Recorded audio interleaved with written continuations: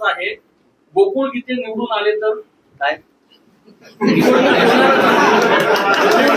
आले तर मग काय आमदार होतील ते निवडून आले तर आमदार होतील. कोणत्या पक्षाकडे? पक्ष नाही ते. भाऊ, मागच्या निवडणुकीत असाच अनुभव झाला होता. शिवाजी साने उभे होते, स्वतः मुख्यमंत्र्यांनी आदेश दिला होता, एकही मत फुटायला नको, शिवाजी सानेंना निवडून आणायचं, तरी त्यांचा पराभव झाला होता. यावेळेला तुम्ही नगरसेवकांना अशी काय संदेश देणार आहात, काय आदेश देणार आहात की मत इकडे तिकडे जाणार? काय संदेशाची गरज नाही. आता यांनी माघार घेतल्यानंतर आम्ही आमचा एकच उमेदवार त्या ठिकाणी राहणार आहे महायुतीचा. तिथे कुठेही मताचं विभाजन होणार नाही. तुम्हाला दिसेल किती मतं पडतील आम्हाला, मला दिसेल. त्यामुळे इथे कुठे तो प्रश्न नाहीच आहे. ते सगळे 100% मतं आमचे महायुतीचे ते आम्हालाच पडतील, आम्हालाच पडतील.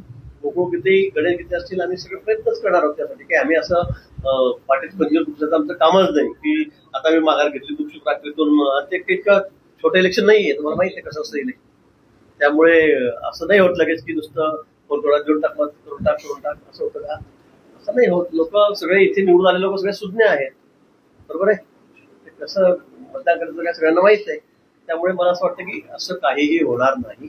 आणि आम्ही मनापासून माघार घेतली. असं काही नुसतं काहीतरी त्यांना सांगायचं म्हणून सांगायचं आणि नंतर मधून काही करायचं असा कुठलाही विषय या ठिकाणी नाही.